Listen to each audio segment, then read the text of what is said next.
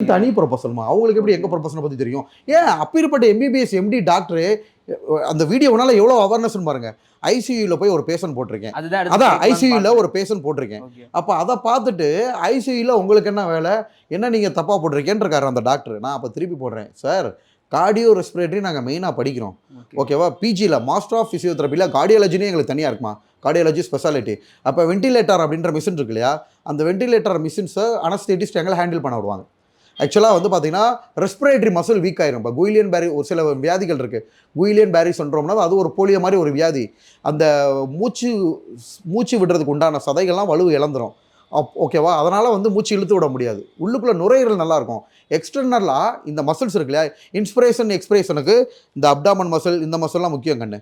இந்த வயிறில் உள்ள சதைகள், இந்த நெஞ்சில் உள்ள சதைகள்லாம், இந்த சதைகள்லாம் வலுவிழந்து அவங்களுக்கு மூச்சு இழுத்து விட முடியாது. அப்போ இந்த சதைகளை செயல்பட வைப்போம் நாங்கள் வெண்டிலேட்டரில் இருக்கிறவங்களுக்கு. ட்ரக்கியாஸ்டமி தொண்டையில் ஓட்ட போட்டுருவாங்க, நாங்கள் போய் சக்ஷன் போடணும், அதை பற்றி டீப்பாக படிப்போம்.